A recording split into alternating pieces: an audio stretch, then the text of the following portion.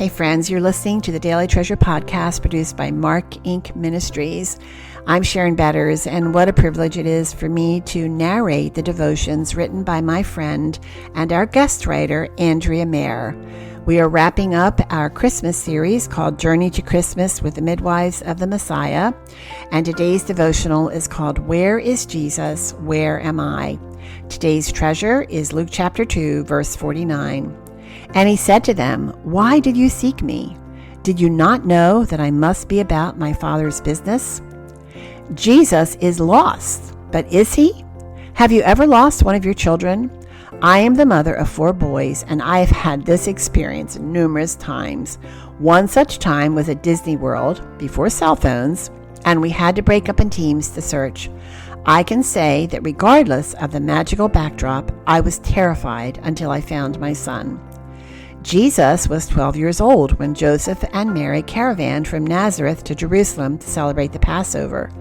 Caravans sometimes involved as many as 100 or more family members. Mary did not notice Jesus' absence until the end of the first day's trip. Thank you, Mary, for giving us Mom's grace. They then began the arduous task of returning back to Jerusalem, a full day's journey away, and spent another day scouring the town before they found Jesus sitting among teachers in the temple courts, asking questions and providing answers. Can you imagine the build-up tension and anxiety in Mary's heart? Mary blurts out, "Son, why have you treated us this way?" And his response, "Why did you seek me?" Those words had to be jolting, and at the very least would seem insensitive and difficult to understand. But what we are actually seeing here is a much-needed course correction for Mary. Jesus was reconfirming something Mary continually grappled with, and that was, there is a heavenly plan at work.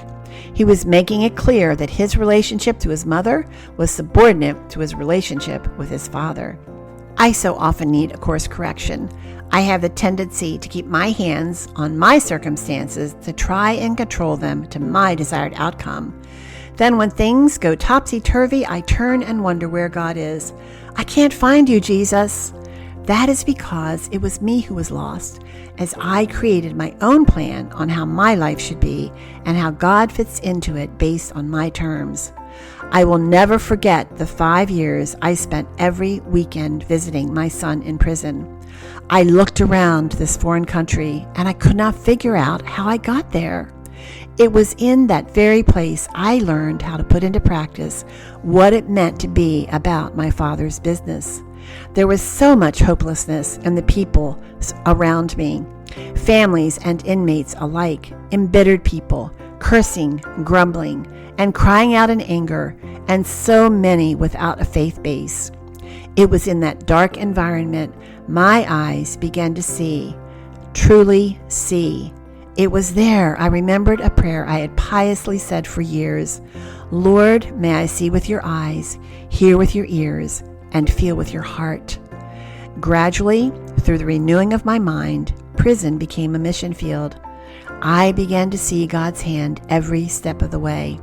He gave me a peace that was unexplainable. And strangely enough, in God's providential design, I would eventually see this missionary journey as a perfect fit. You see, I was very familiar with the criminal justice system from the legal side of life. I was married to a retired police chief and current undersheriff of our county. Police chiefs' sons don't get sent to prison, do they? So oddly enough, we were more equipped than most to navigate the tangled web of prison bureaucracy. More importantly, we were followers of Jesus. We could provide hope, encouragement, resources, rides, and even financial assistance to individuals. It eventually birthed my nonprofit, the Be Still Foundation, which provides books and materials to inmates, as well as hope and encouragement to families in crisis. Throughout my journey, I continually reminded myself I must be about my Father's business. While I could not understand the why, I could respond to the what. I began to see God in a new way, a course correction.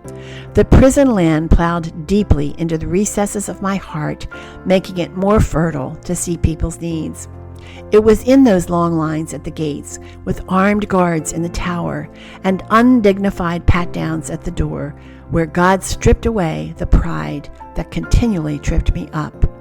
God would reveal himself to me in a new way when I felt lost in a foreign land. Friends, don't forget that whatever comes your way, while you may feel lost, God is never lost. If you are in dreaded fear of your present circumstances because all that was familiar is gone, then trust God is making something new. He is in the business of creating beauty from ashes. If you are thrown into a foreign territory, anything unfamiliar, embrace that God is about to teach you an amazing new language. I never delved deeper into the Word of God than when I had to surrender my child to the unknown and trust God was with him because he was God's child long before he was ever mine. Father, I am so afraid. Fear surrounds me. My circumstances overwhelm me. I feel like my life will never be the same. How can I ever recover from this tragedy? Remind me who you are. May I always remember that it is you, O Lord, who truly does make all things new. May I remember, as I read in Lamentations 3, verses 22 through 23, because of the Lord's loving devotion, we are not consumed, for his compassions never fail. They are new every morning. Great is your faithfulness.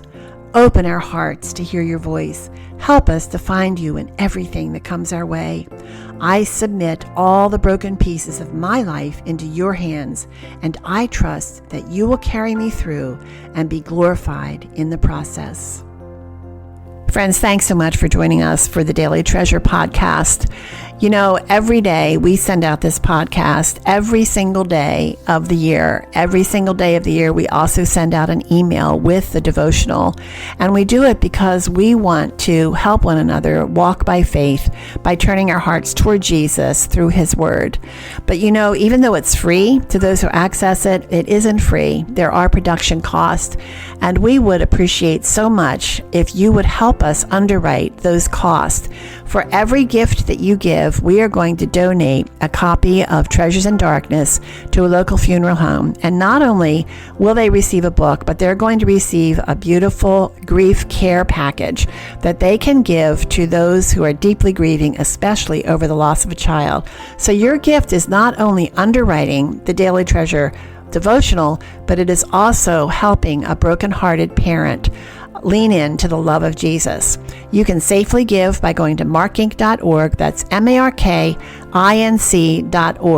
I am so grateful for each of you who have supported us already, and I pray that many more of you will recognize the opportunity to help others walk by faith by giving to the support of the Daily Treasure podcast and devotional. Thanks so much for joining us, and I look forward to being with you tomorrow.